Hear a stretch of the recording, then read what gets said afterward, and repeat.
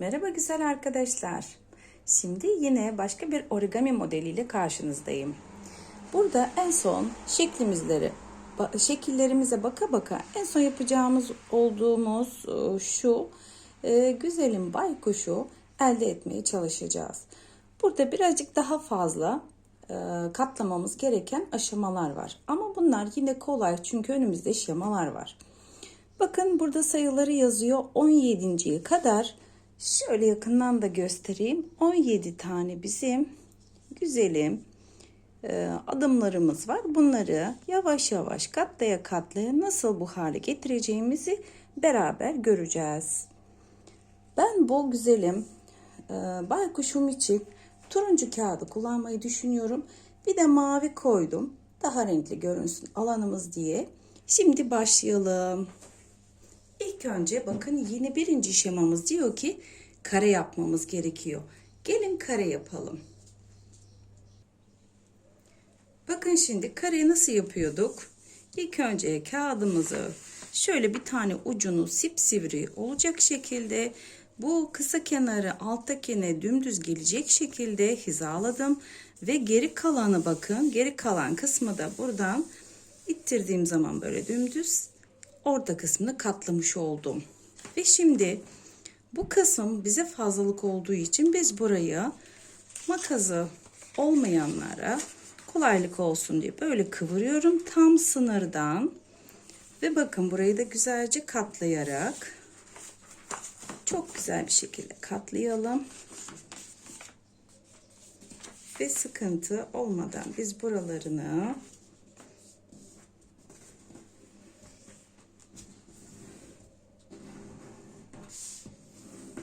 böyle güzelce tırnak ucumda da bastırdım. Yırtabileceğim şekilde getirdim. Şimdi artık karemiz mevcut. Bakın kare hazır. Ve şimdi ne yapıyoruz? Karemizin ortasına bakacağız. Diyor ki bize çaprazlı kenarlardan diyor. Yani şu çaprazlı kenarlardan buralara çizgiler yapmamız isteniyor. Hemen bunları yapalım.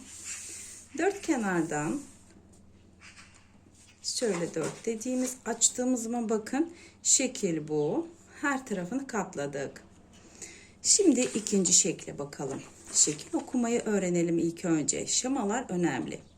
Şemalarda diyor ki bize bu parçanın yani yarıdan yukarısını şurayı 2'de biri yarısı kadar bir alanda biz bunları katlamamızı istiyor. Burada ne dediğini anlayamıyorsak bir sonrakine bakıyoruz. Ne yapmış acaba? Neresi katlanması gerekiyor? Yani bir tane yarısını katladık. Sonra onun bir yarısını katladık. Bu şekilde bir katlama yapıyoruz. Gelin beraber anlamadıysak hala. Yani diyor ki bu kağıdın şu ortasından yukarıya olan kısmı yarısı benim göz kararım şurası. Burayı bir kere katlayın diyor. Sonra açtım. Tekrar diyor bunun da bir yarısını katlayın diyor. Katladım. Şimdi bakalım. Bu şekilde geçtim. Buraya geldim. Buradaki bakın şu azıcık benim katladığım yer.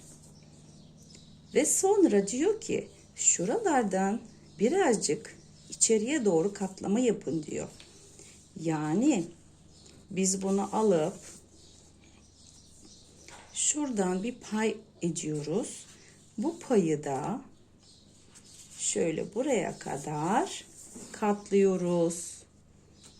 Anladık umarım. Bakın bu şemadayız şu anda.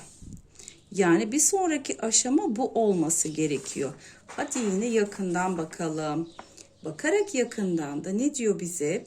Bakın noktalı noktalı yerler ve ok bizim bu tarafa içeriye doğru kıvırmamız gerektiğini söylüyor.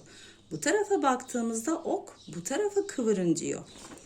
Bakıyoruz biz de aynısını yapıyoruz şu anda. Bakın bu sefer de bu tarafa aynı işlemi uygulayacağım. Yani işte origamimizin bu kısmını katladık. Şimdi bu aşamaya geldik. Yani 5. şemadayız. Beşinci şemada da yine bize diyor ki şurada noktalı noktalı yerler var. Bize diyor buradan bir katlama yapın. Sonra bakın bayağı bir alttaki kısmı yukarıya kadar katlayın demiş. Yani bir sonraki aşama böyle görünmesi gerektiğini söylüyor. Böyle görünecek ve sonra bir tane de aşağı indirmemizi istiyor. Bakıyoruz buraya, yani minicik bir kıvırma var. Hadi beraber yapalım.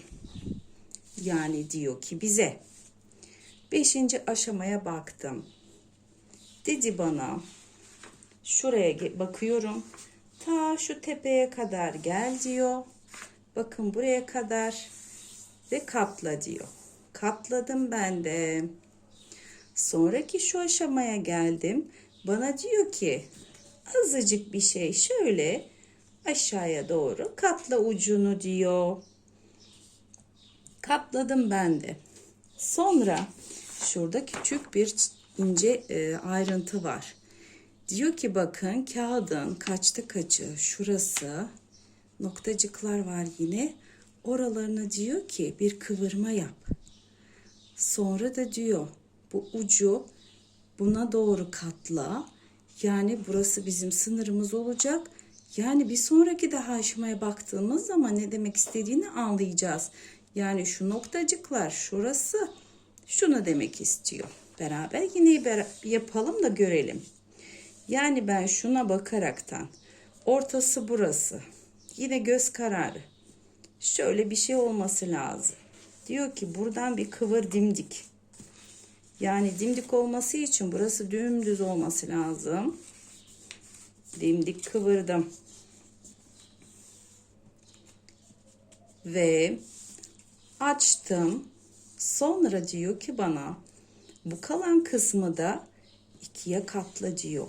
Yani yine bana şunu sunuyor. Bu sefer de şu çizgimiz, yani kağıdımızın bu çizgisi buraya düz gelecek şekilde ben katlıyorum. Bakın bu eğimi de verdim. Orada bir eğimimiz var. Bakın bu sefer buraya dik geldi kağıdım. Ve gidiyorum. Şimdi bu kısma bakacağım. Bu kısımda diyor ki artık buradan itibaren kıvır diyor. Bakın aynı şekil oldu mu? Oldu. Şimdi de kağıdımızı burada çevirmemizi istiyor. Bakın buraya kadar geldik. Şimdi diyor kağıdın tamamını çevir. Yani şunu yap diyor. Yaptık biz de. Sonra kağıdımızın şu tarafı, bu tarafını bakın şöyle yan bir şekilde kıvırmamızı istiyor. Gelin kıvıralım. Yani yan bir şekilde, bu nedir? Tam orta çizgimiz vardı. Orta çizgiden itibaren kağıdımı bana kıvır diyor. Yani kağıdın yine bu üst kısmı buraya dik gelecek şekilde, çünkü buradan çıkmıyor, kağıda bakıyoruz. Şemamızdan çıkmıyor dışarı. Geldik bu tarafa. Bakıyoruz. Aynı şemama, bakın buraya kadar geldik. Şu şemadayız. Aynısını yaptık mı? Yaptık. Ve şimdi şu alttaki küçük parçayı kıvırmamızı istiyor. Onu da kıvıralım.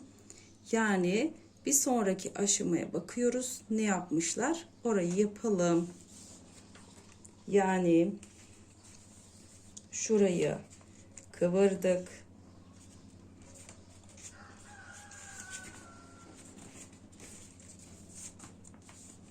Kıvırdık bu aşamayı. Sonra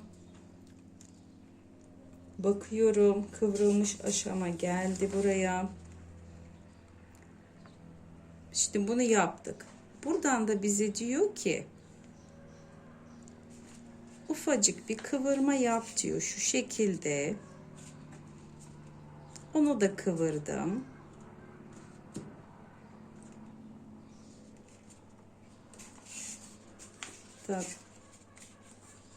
Evet, şu şöyle kıvırdım. Sonra bu aşamaya geldim. Burada da diyor kağıdı tamamen çevir. Çevirdim kağıdımı da. Baykuşumuzun şu kısma bakıyoruz. Baykuşun burasını bize diyor ki şuradaki şekilde azıcık diyor. Şöyle şu kıvrımı aşağıya doğru indirin. Bakın şu bir daha yapayım. Görünmedi. Diyor ki bize burası. Şu kıvırdığınız dümdüz yerin birazcık aşağı yerini değiştirin. Ben de yerini azıcık değiştirdim. Bakın kıvrım burada. Birazcık daha aşağı indirdim. Yani çevirdiğim zaman azıcık böyle bir indirme olsun.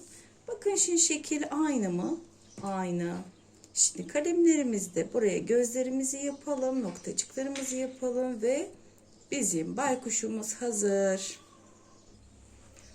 Hadi bakın aynı desenleri uygulayalım. Kocaman 2 tane göz yapalım. Bu gözlerin içini güzelce dolduralım.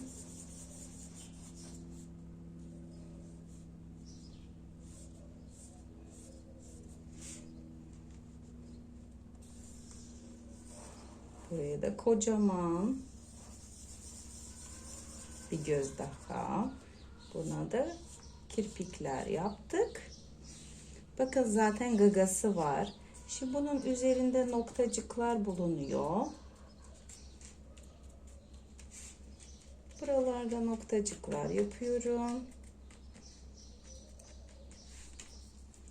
Bunun kanadı. Kanatlarına da bu şekilde bir örnek yaptım.